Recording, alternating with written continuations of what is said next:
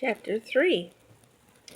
In the 30th year after the destruction of the city, I, Salathiel, who am Ezra, was in Babylon, and I was troubled as I lay on my bed, and my thoughts filled my mind, because I saw the desolation of Zion, and the wealth of those who lived in Babylon, and my spirit was agitated. And I began to utter devout words to Elion, and I said, O sovereign Adonai, was it not you who in the beginning, when you formed the earth, and all alone too, spoke and commanded the dust, and it gave you Adam, a dead body? But he was both himself a formation of your hands, and you breathed into him the breath of life, and he was made alive before you. And you led him into paradise, which your right hand planted before the earth appeared. And you enjoined upon him your one concern, and he transgressed it, and you immediately ordained death for him and his peoples. And there sprang from him nations and tribes, peoples and clans without number. And every nation formed its own will and behaved wickedly in your sight, and you did not hinder them. But again, in time, you brought the flood upon the inhabitants of the world and destroyed them. And the same fate befell them. As Adam experienced death, they experienced the flood. But you left one of them, Noah, with his household, all the upright people that were descended from him. And it came to pass that when the inhabitants of the earth began to multiply, and sons and peoples and nations grew very numerous, that they began again to be more ungodly than their predecessors. And it came to pass that when they did what was wrong in your sight, you chose for yourself one of them, whose name was Abraham, and you loved him, and to him alone you revealed the end of the times secretly at night.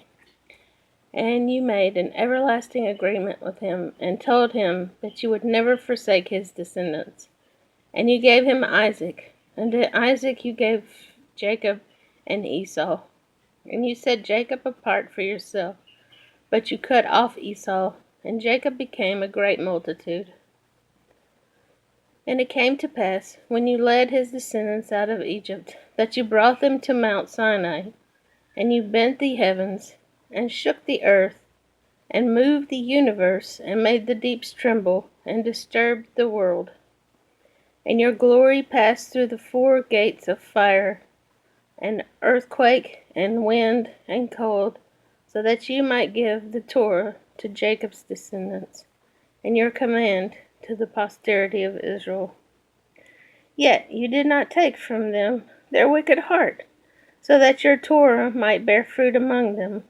For the first Adam, burdened with a wicked heart, transgressed and was overcome, as were also all who were descended from him.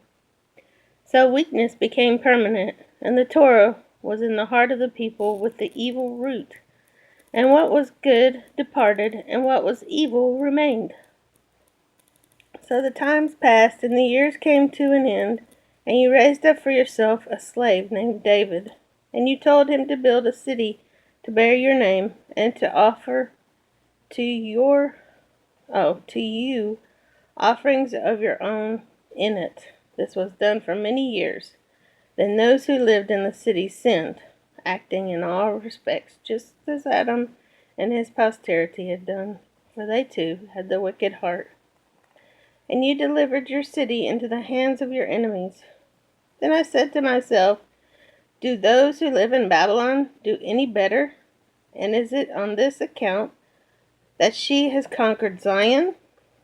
For it came to pass, when I had come here, that I saw acts of godliness without number. And then this 30th year my soul saw many sinning, and my heart sank.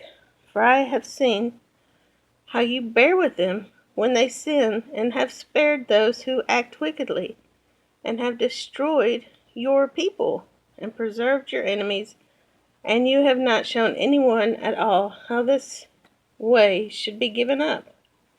Does Babylon do better deeds than Zion? Or has any other nation known you except Israel?